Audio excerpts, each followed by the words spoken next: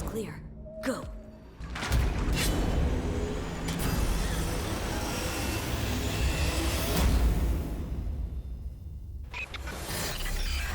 In Cyberpunk 2077, the gangs of Night City will be some of the most lethal predators we shall face. They're boosted to the max and cruising for blood. Travelling in swarms, they can pick apart the best corpo assassin in the space of a heartbeat. Worse, they are completely unpredictable. One moment, your saviors, the next, your worst nightmare.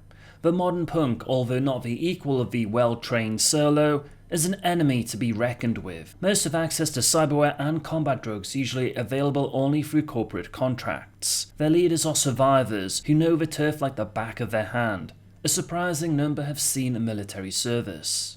Ruthless and vengeful, if you become a gang's target, there are few places in Night City where they can't reach you. It's no wonder that many organizations are now negotiating with street gangs for resources and manpower. They get the job done at low cost, and they are a renewable resource. If you intend to make it big in Night City, it's essential you know as much as possible about the street punk style. Although every group follows its own credo, there are some current trends that deserve attention. The time may come when you are forced to confront or cooperate with one of these gangs, and knowing their style will get you a lot further than the new smart gun you just chipped in. Boosters. These are certainly the best known and perhaps the most lethal of the current street punk archetypes. The average booster is an amoral technophile. The booster lives for their next cyberware fix, engaging in arson, robbery and murder in order to get cyberware or the money to afford it. Status in a booster gang is measured by how hardcore you are, a term which describes a punk's deteriorating humanity. A true hardcore kills his best friend in cold blood, then cuts off the arm that struck the blow and has it replaced, just to prove a point. When dealing with boosters, peaceful negotiation is a good way to wind up dead in the gutter. Pain is the only language these punks understand. As more and more cyberware is grafted and chips implanted, the booster sinks further into the psycho-world machine-altered chaos. The best of them become the ringleaders. The worst are killing machines, riding on the edge of cyberpsychosis, ready to flatline themselves and everyone around them for that last big score. Examples of boosters include the Valkyries, an all-female booster gang run by Athena. She's often found in the company of Artemis and Hera. Beside her activities as the Valkyrie leader, Athena's also a netrunner who teams up with a solo known as Kestrel, a veteran of the Central American conflict. Other boosters are the Crazy Chicken Gang, who are low-level street punks. The Blood and Tears are known for their trademark removal of eyes from their victims. Finally, the Water Rats operate around the docks of Night City and make their living helping pirates smuggle stuff into the city. Posers. These are gangs which follow a distinctive style, taking on the personality and looks of a favourite celebrity or fictional character. Most these days opt for the full biosculpt and personality adjustments. It is this second stage which makes the poser dangerous. Adjustment is similar to the programming methods used by most religious cults. The new poser, out from under the knife, spends weeks in the local bunkhouse, having their brain inundated with images of a gang's icon. The poser is deprived of sleep and food, and any mentioning of their former lives is met with quick and brutal punishment. The end result is a brainwashed and psychotic youth living in a dream world. The poser is both the most and least predictable of street punks. Although it's easy to unscramble the patterns they follow in their daily routines, dealing with them is another matter entirely. Any threat to their lifestyle, whether real or imagined, is quickly met with violence. Examples of poser gangs include the Feminazis. Did Kazuliski just say there is a Feminazi gang? Indeed, there was, although one has to remember this gang was created within the cyberpunk lore before the term would become adopted for other purposes. So, who were the Feminazis? Their leader is Adele Himmler, a nihilistic transvestite demagogue club singer obsessed with the Third Reich. She revels in adoration and mayhem. Originally a risque burlesque cabaret piece in S&M clubs fronted by a singer with a slightly unhealthy obsession with the imagery of the Third Reich, the Feminazis' lewd mix of sinister sex and show attracted a crowd of imitators and obsessive fans. Most of the feminazis are posers attracted to the drug-fueled hedonism and party atmosphere promised by the gang, rather than the politics. The Willow Sisterhood, a group of young women who are as deadly as they are beautiful. Their members sculpt themselves to resemble the most beautiful women from the past and present, fictional and real. Many sisters are also mistresses or bodyguards to powerful corporates and fixers. The Kennedys adopt the clone look for protection, as one Kennedy looks just like another.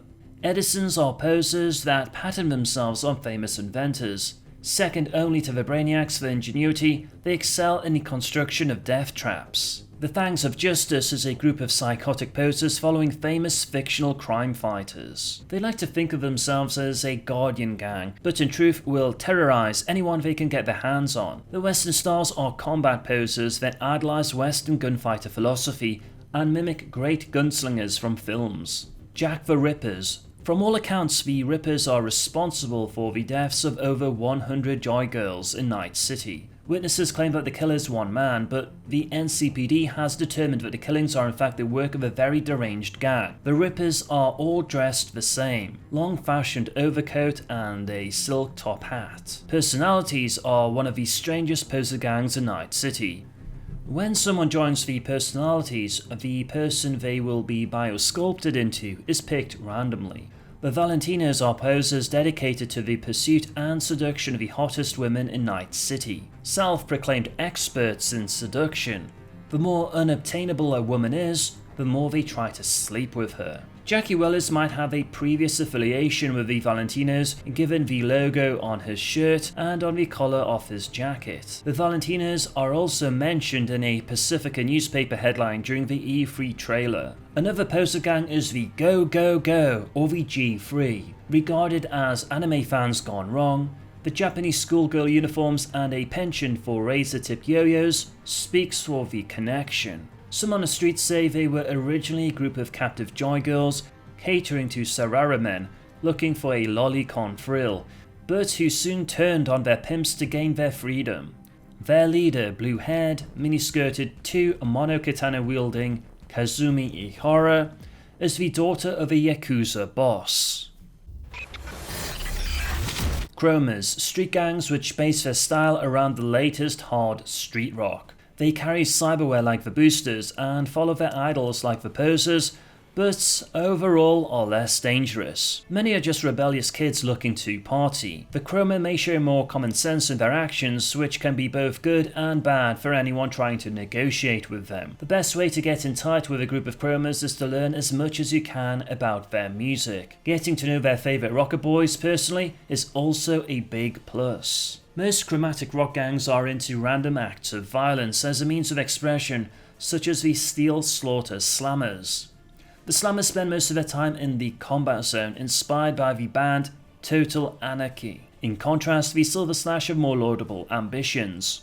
The Silver Slash is a Guardian Chroma gang named after the popular metal band. The band's first single in 2017, Stand For Your World, was a raging platinum hit worldwide. Night City welcomes numerous visitors, many of whom are not streetwise on arrival, making them ideal targets for boosters. The Silver Slash take it upon themselves to protect these visitors. This approach has earned them acceptance from the Night City police and local businesses, who prefer their non-lethal approach in contrast to Arasaka security. Sinners and Saints are a chrome gang based around a band that has recently made its way to the big time.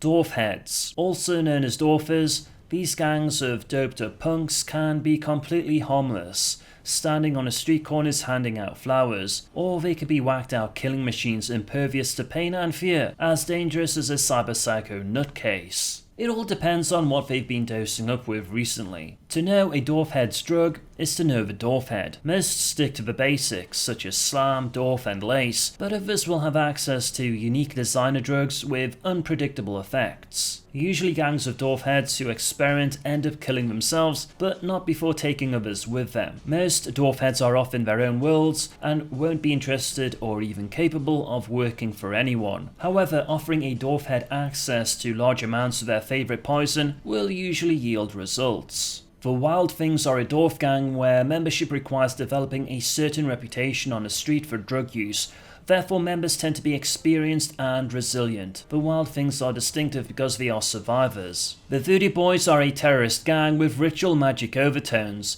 Its modus operandi is primarily selling drugs to university students. Sadistic, they will kill, torture, and rape. Victims will sometimes be warned with chicken blood and feathers on their doorstep. Their motives and practices have no consistency. Mutilating and maiming victims is common, as is dissecting their body parts for rituals or to inspire terror.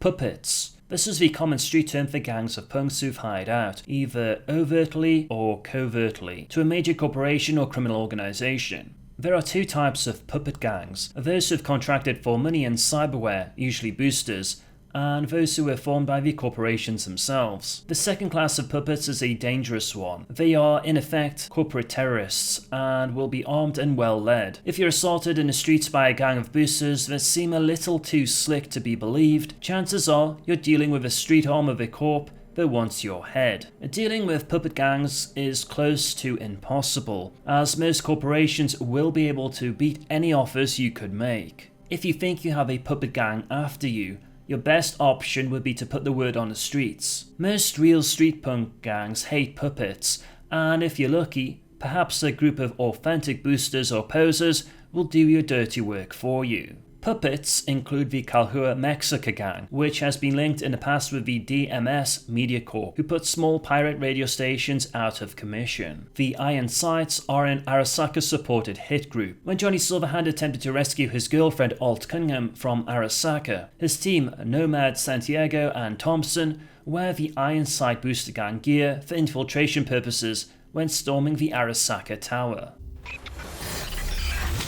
Guardians. Occasionally bands of concerned youths and reformed punks will come together to form protection gangs, known on the streets as Guardians. These vigilante organisations can be just as ruthless as the gangs they're trying to control. Of course, if a Guardian gang discovers you are behind the actions of a dangerous band of punks, they may see personally to your demise. Guardians follow their own codes of honour and will not hire out to anyone for any price. They've been known to work with cops and trauma teams from time to time. Nihilists, also known as zombies. It is fortunate that this new street movement is still small in numbers. The Nihilists have a single-minded philosophy. Having decided that there is nothing left in life worth living for, they have banded together to help each other go out in a blaze of glory. The greater the infamy that a zombie can bring to themselves via death, the more they shall be remembered by their fellows. Making headlines is the ultimate goal. Zombies engage in acts of suicidal terrorism and mass murder. They often go after the rich and famous. The worst of them are trained combat veterans who have too strong a survival instinct to die easily. It is impossible to deal with zombies, they only wish to die. Combat gangs are centered around a type of warrior's code. Elaborate combat rituals, ranks, and body armor are all part of the mystique. A typical combat gang are the Maelstrom. The Maelstrom were formed from the remnants of the Metal Warriors, a gang virtually wiped out in one night by the Inquisitors. It has since drafted members of the Red Chrome Legion and Ironsides who have violent personal grudges against the Inquisitors. About 30% of the gang are registered cyber psychos, and another 35% are hovering near the edge. In Cyberpunk 2077, the Maelstrom reside in the Watson district under the leadership of Simon Randall Royce. He raids corporate transports and sells stolen tech on the streets. He's cold, calculating and distrustful. People see him as a psycho, but it might just be facade to instill fear in others. Gang size is approximately 40 active members and are described as having heavy combat augmentation, pain suppressors, reflex boosters, and street mod optical units, aka Red Eye.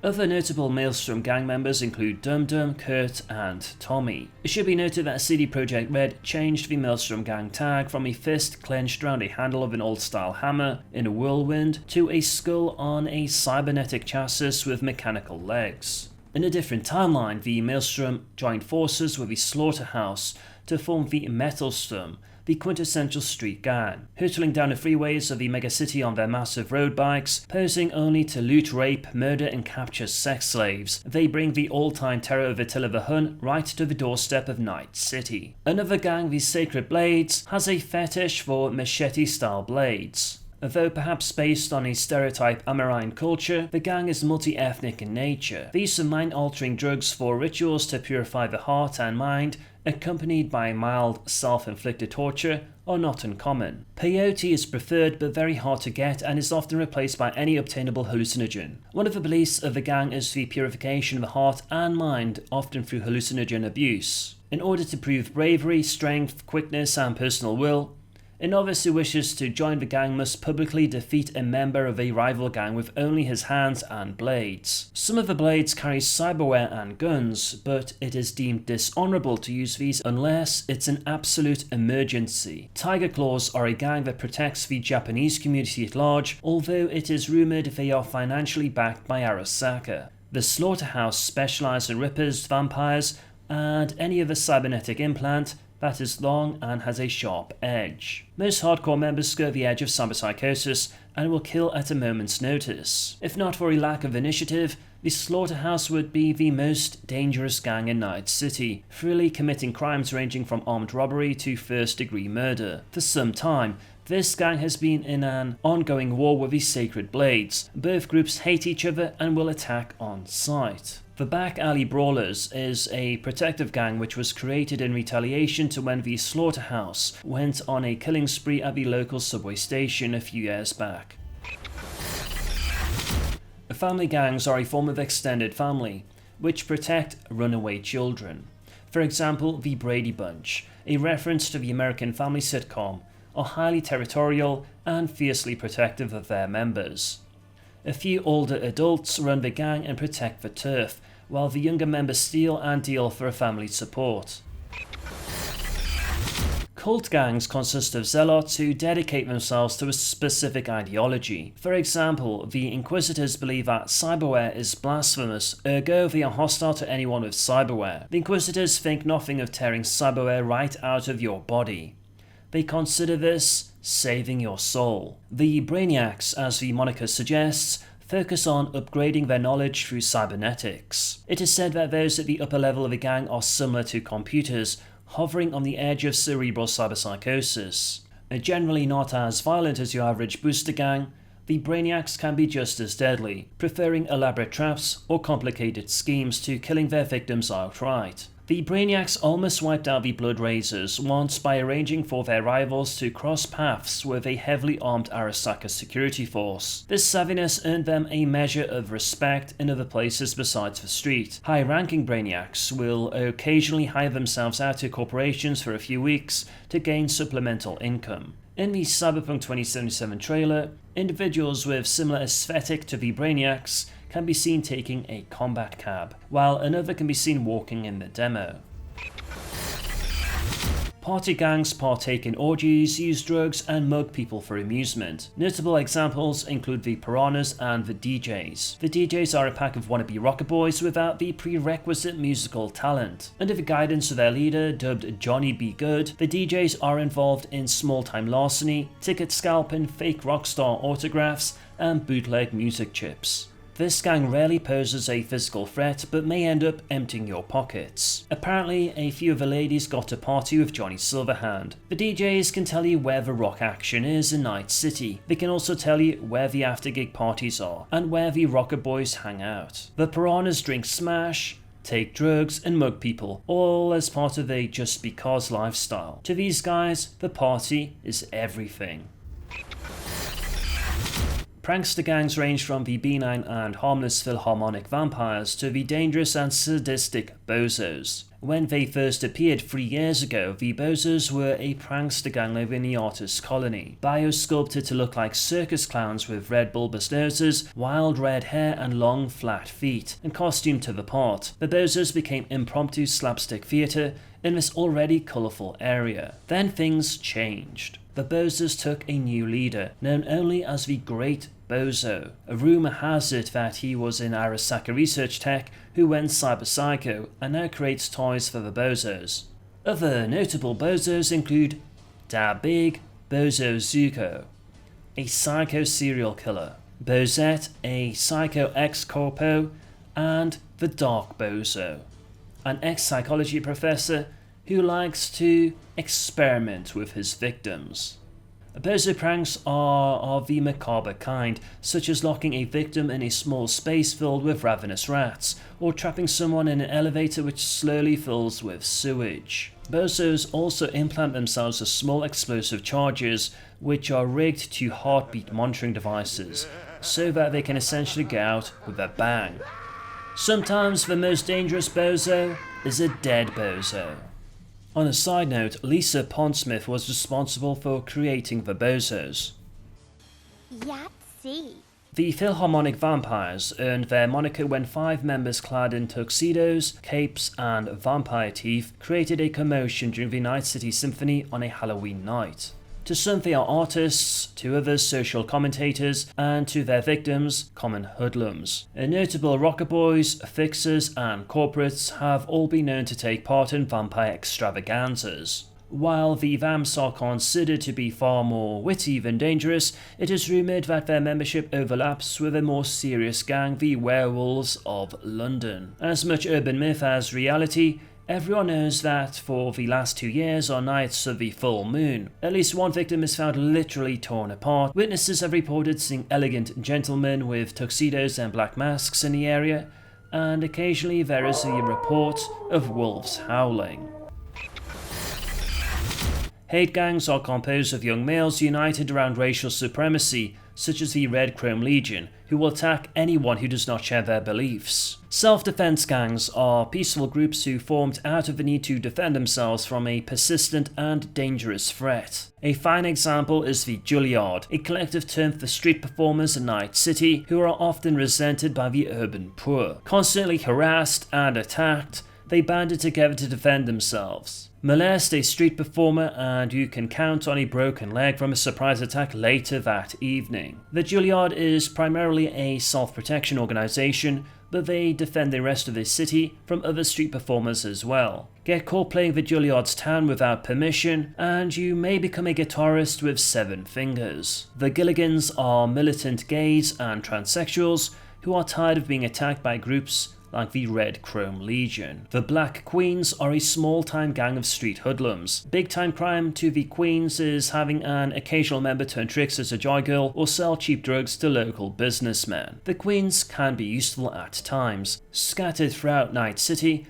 they are often a very good information source for the area, and both the NCPD and corporate police have taken advantage of this in the past. As long as they're paid for the work, the Black Queens will be happy to do your job.